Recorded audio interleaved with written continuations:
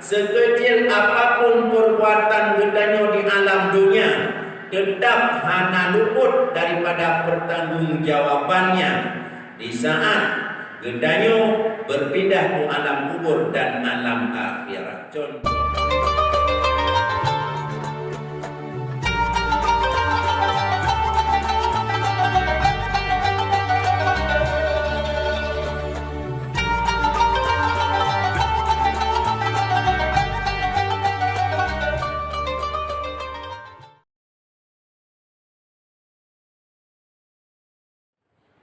Alhamdulillahi Rabbil Alamin. Allahumma salli ala Sayyidina Muhammad wa ala alihi wa sahbihi ajma'in. Amma ba'du.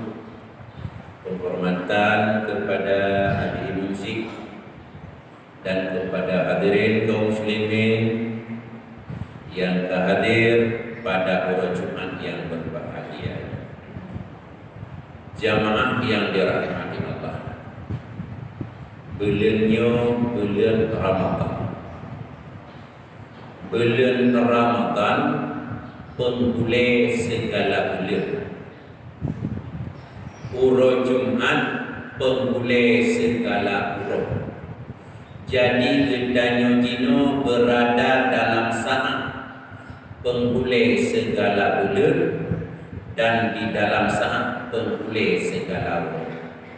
Maka saatnya merupakan sebahagian saat yang sangat tepat kita mempelajari, memikir dan merenungkan ulang tentang perjalanan kehidupan kita di dalam 6 alam.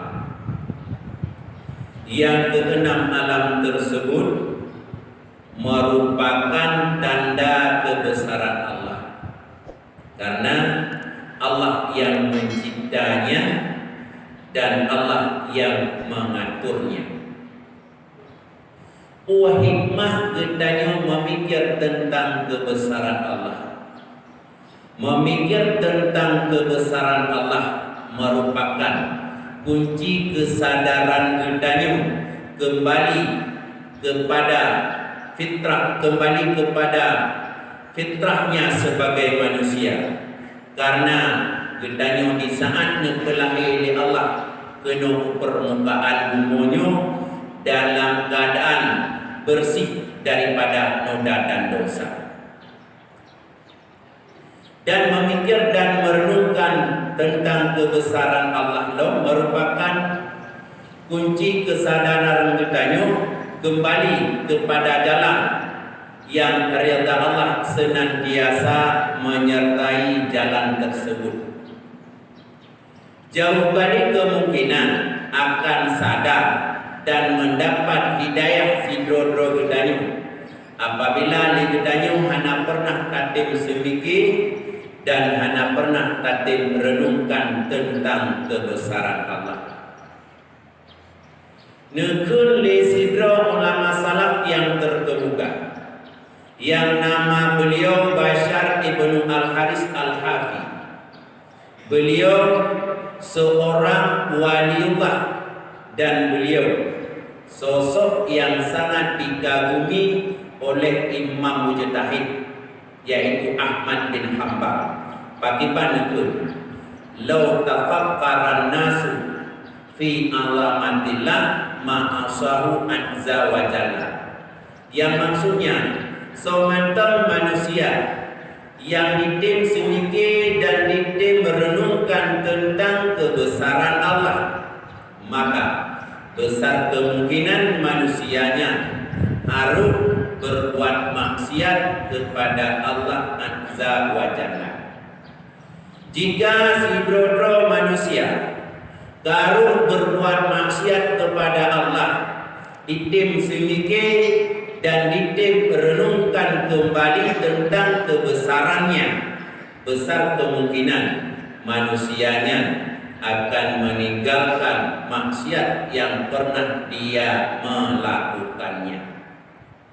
Nekul Syekh Ali bin Abdurrahman, wa kullu qalbin laysa fihi tafakkurun fi fi azamatillah bahwa baitu syaitan, yang maksudnya sementara manusia yang handitem semike dan handitem merenungkan dengan hatinya tentang kebesaran Allah, maka hati manusianya adalah rumah syaitan atau sarang setan.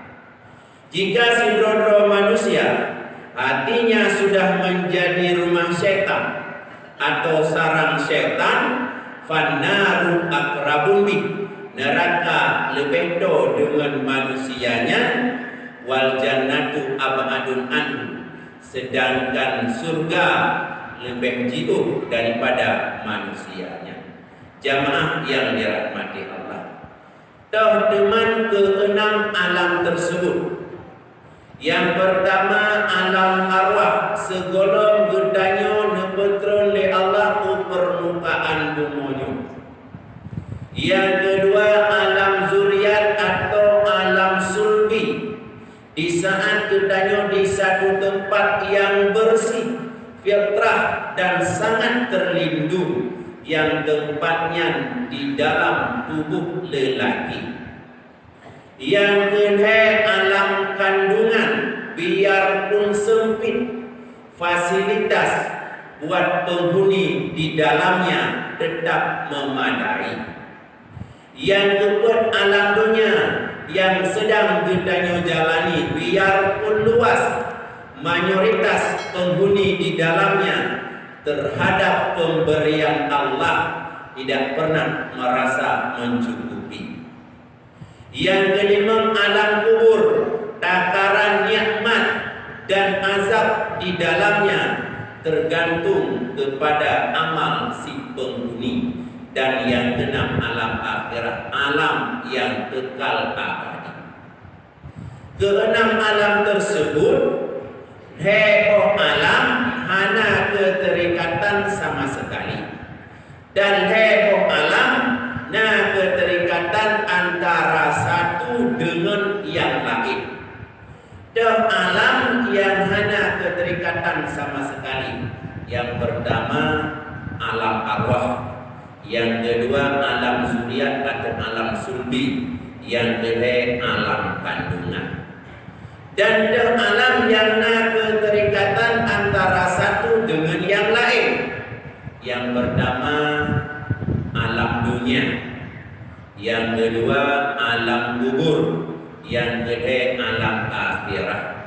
Bagaimana pengertiannya, apa yang terjadi di alam arwah dan alam sulbi di saat gedanya berpindah ke alam kandungan, yang hana tak tahu sama sekali tentang kejadian yang di alam arwah dan alam sulbi. Dan apa yang terjadi di alam arwah dan alam sulbi di saat gedanya berpindah ke alam kandungan, hana payah gedanya mempertanggungjawabkan sama sekali. Dan apa yang terjadi di alam kandungan di saat gedanya memindah ke alam dunia, hana tak tahu sama sekali tentang kejadian yang di alam kandungan. Lagi hana tak tahu pada gerakan gedanya di dalam kandungan ibunda gedanya dalam tempo si uru dan si malam. Dan lagi hana tak tahu pada gedanya tak konsumsi darah hir atau darah kudo di dalam kandungan ibunda gedanya dalam tempo si uru dan si malam, dan semua kejadian-kejadian yang lain. Dan apa yang terjadi di alam kandungan di saat gedanya memindah ke alam dunia, hana payah gedanya mempertanggungjawabkan sama sekali. Tetapi apa yang dapat di alam dunia di saat gedanya berpindah ke alam kubur dan alam akhirat, yang bandung gedanya itu, sehingga perbuatan yang kedua itu di alam dunia di saat gedanya berpindah ke alam kubur dan alam akhirat, akan gedanyo tepuk kembali pagar, karena audit Allah di alam kubur dan audit Allah di alam akhirat, audit yang paling sempurna kan lagi audit manusia di alam dunia. Dan yang tak puput di alam dunia, di saat kita berpindah ke alam kubur dan alam akhirat, bandung wajib kita mempertanggungjawabkannya, sehingga sekecil apapun perbuatan kita di alam dunia tetap hana luput daripada pertanggungjawabannya di saat gedanyo berpindah ke alam kubur dan alam akhirat. Contoh, gedanyo ja paadendang retunun padego retuye padego tacok padi retunun sinuk tacik damun tacok retuye sinuk tacik damun ubenan ubud gedanyo di alam dunia tetap hana luput daripada pertanggungjawabannya di saat gedanyo berpindah ke alam kubur dan alam akhirat. Jamaah yang dirahmati Allah, legoh alam yang keterikatan antara satu dengan yang lain yang hana lebih daripada petrek garing dua tempat. Di alam dunia dua garis pahala dan garis dosa. Di alam kubur dua garis azab dan garis bahagia. Di alam akhirat dua tempat, yaitu surga dan neraka. Apabila di alam dunia perjalanan gedanyo bak garis pahala, yang di saat gedanyo memindah ke alam kubur akan bersambung ujung garis gedanyo dengan garis bahagia. Dan jika di alam kubur posisi gedanyo kabak garis bahagia, di saat memindah ke alam akhirat akan berpapasan ujung garis gedanyo dengan satu tempat, yaitu surga. Dan apabila di alam dunia perjalanan gedanyo bak garis dosa, yang di saat gedanyo berpindah ke alam kubur akan bersambung ujung garis gedanyo dengan garis azab. Dan jika di alam kubur posisi gedanyo kabak garis azab, yang di saat gedanyo berpindah ke alam akhirat akan berpapasan ujung garis gedanyo dengan satu tempat, yaitu neraka. Dan apabila di alam dunia perjalanan gedanyo bervariasi lagi bak garis pahala, bak garis dosa pihana tinggal diam, yang di saat gedanyo berpindah ke alam kubur akan bersambung ujung garis gedanyo dengan garis azab, walaupun kapasitas azab yang berbeda. Dan di saat gedanyo berpindah ke alam akhirat akan berpapasan ujung garis gedanyo dengan satu tempat, yaitu neraka, cuma tipe neraka yang berbeda walau tidak kekal di dalamnya. Yang merupakan sebuah jawaban apabila nayang-nayang pak gedanyo sidro ulun perintah dikubur, larangan di gereja. Jawabannya, di alam kubur urangnya jatah azab, di akhirat jatah neraka, sesuai dengan kemaksiatannya, dengan catatan apabila tidak sempat bertaubat sebelum ajal terpisah daripada jasadnya dan tidak mendapat keampunan dari Allah. Jamaah yang dirahmati Allah. Dan apabila di alam dunia perjalanan gedanyo senantiasa bak garis pahala, nyarai kakat kemungkinan di saat gedanyo sakratul maut akan sanggup terhadapi dua rintangan bujukan yang sangat berbahaya. Dan apabila di alam dunia perjalanan gedanyo senantiasa bak garis dosa, yang dikhawatirkan di saat gedanyo sakratul maut akan terjebak oleh dua rintangan bujukan yang sangat berbahaya.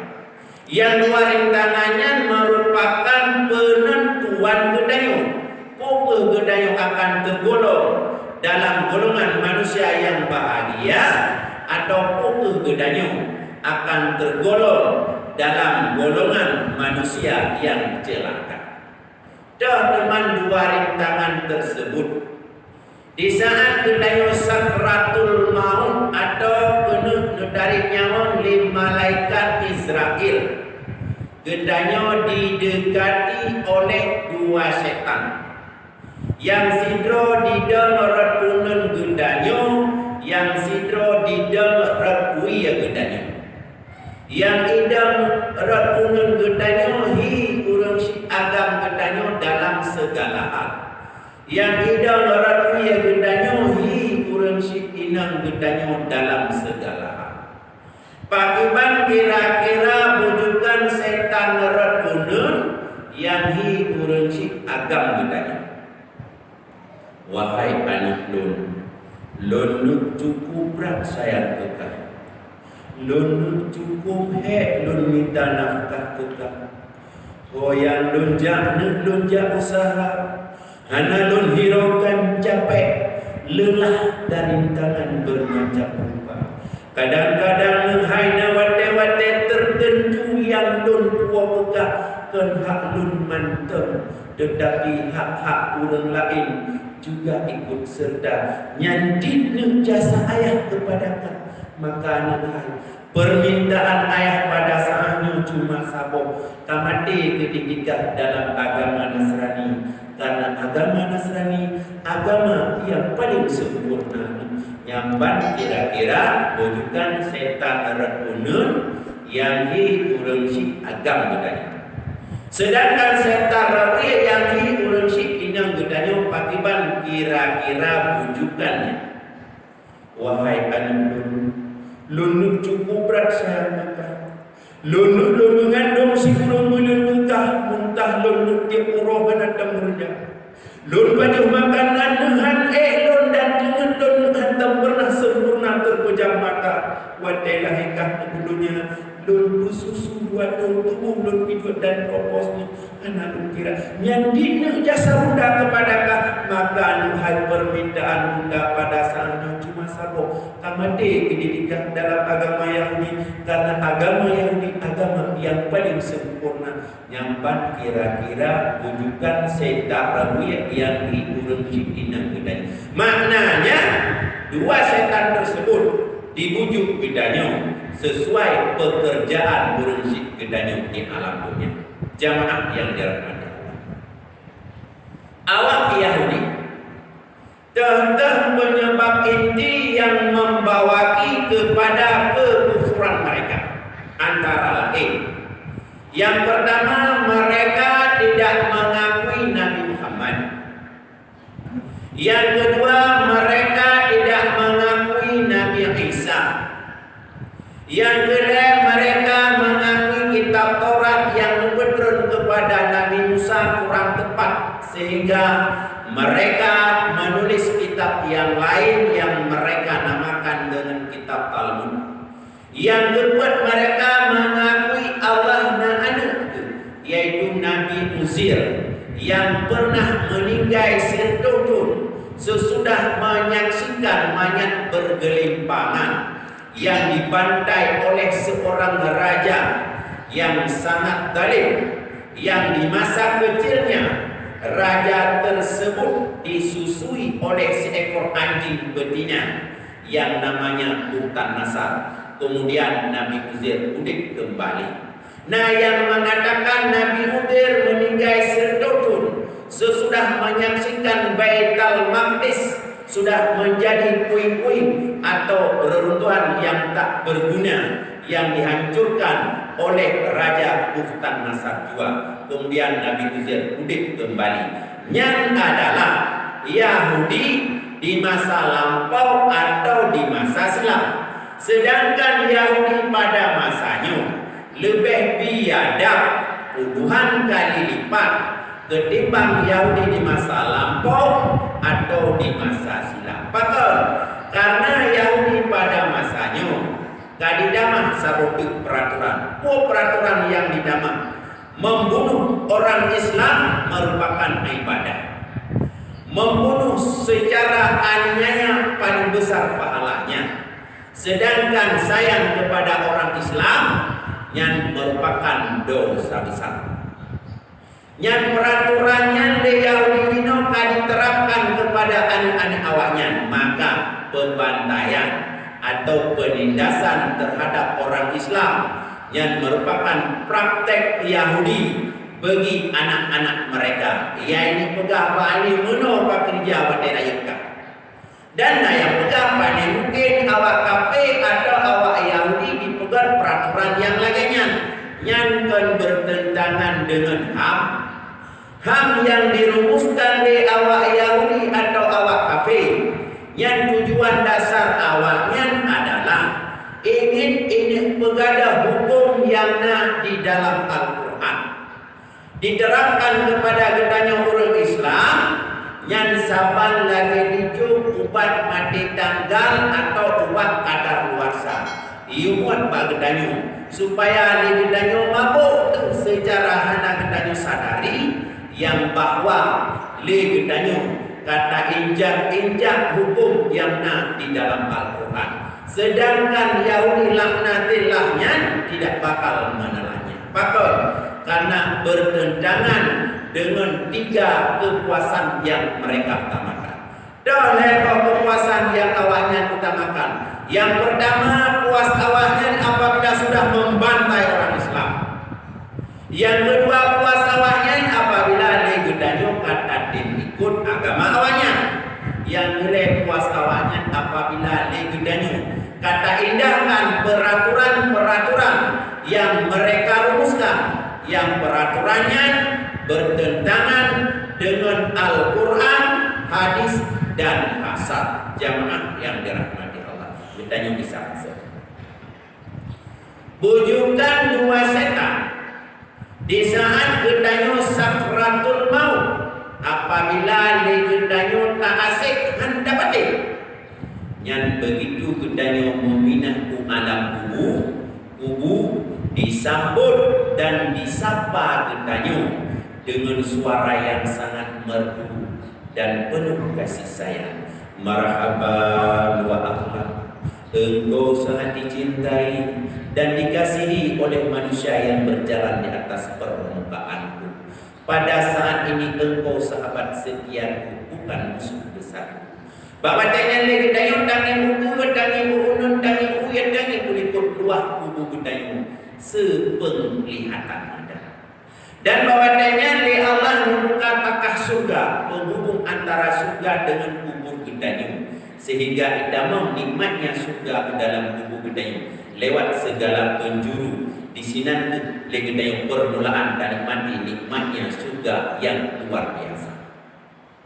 Dan jika kubur disambut dan disapa gedanyu dengan suara yang sangat merdu dan penuh kasih sayang, begitu gedanyu berbangkit, gepuduk gedanyu pada tempat bangkit 5 meretutun hana makanan dan hana minuman. Walau 5 meretutun rasa-rasanya bagi gedanyu antara wate lebu ke wate asap. Di dalam padang masyar cukup tarik uro, walaupun cukup tarik uro, rasa-rasanya gedanyu berjalan di bawah naungan yang sangat sejuk.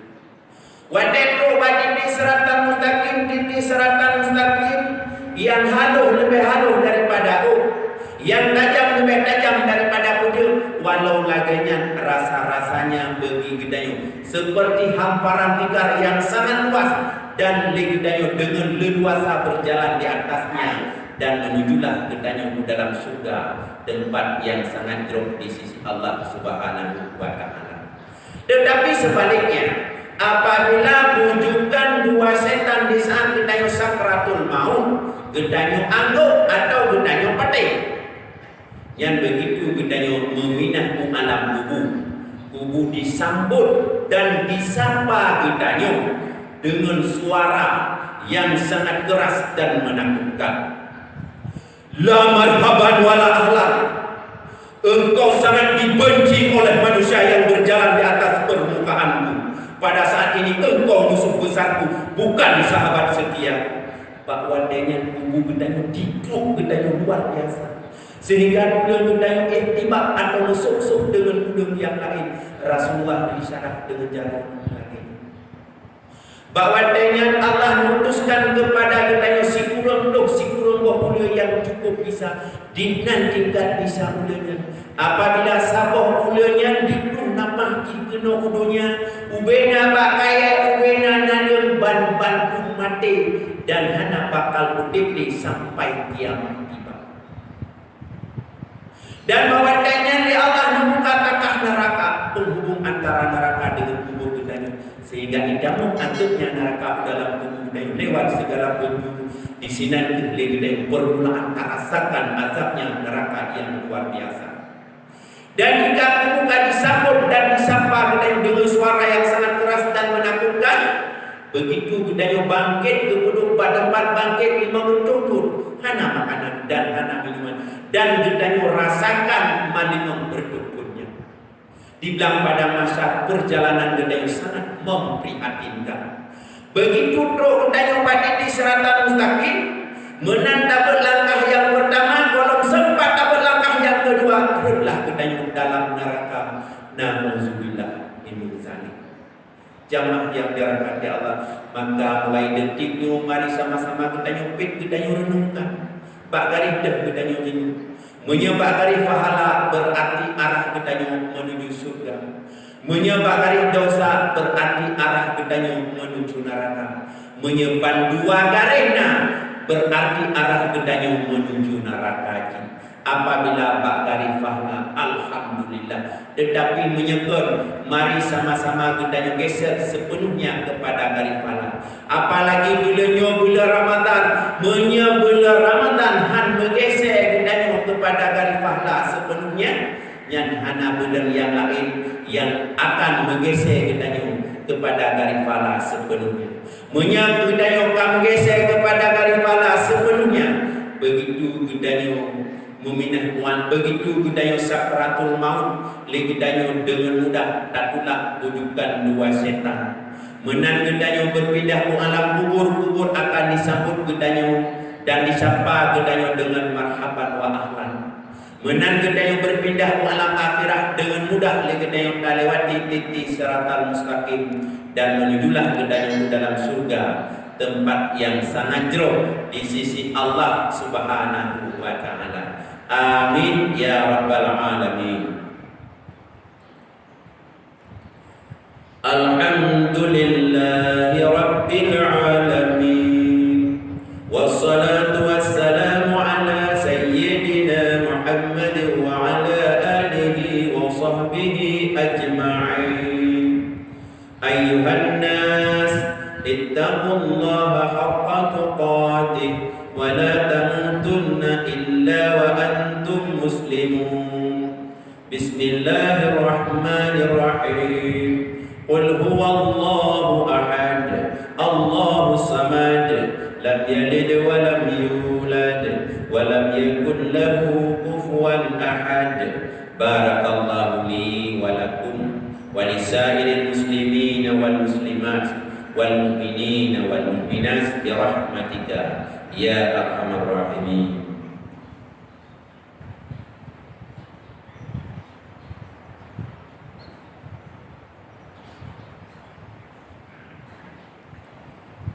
Alhamdulillahi rabbil alamin. Wassalatu wassalamu ala sayyidina Muhammad wa ala alihi wa sahbihi ajma'in. Ayyuhan nas, ittaqullaha haqqa tuqatih wa la tamutunna illa wa antum muslimun. Bismillahirrahmanirrahim. Inna Allah wa malaikatahu yusalluna ala nabi. Ya ayyuhalladzina amanu sallu alaihi wa sallimu taslima. Allahumma ghafir lil muslimina wal muslimat wal mu'minina wal mu'minat bi rahmatika ya arhamar rahimin. Allahumma inna nastaghfiruka ونستودعك ديننا وأنفسنا وأهلنا وأولادنا وأموالنا وكل شيء أعطيتنا. اللهم اجعلنا في كنافك وأمانك وجوارك وعيالك من كل شيطان مريد وجبار عنيد وذي عين وذي بغي ومن شر كل ذي شر إنك على كل شيء قدير. اللهم جملنا بالعافية والسلامة وحققنا بالتقوى والاستقامة وأعذنا من موجبات الندامة إنك سميع الدعاء. ربنا آتنا في الدنيا حسنة وفي الآخرة حسنة وقنا عذاب النار والحمد لله رب العالمين.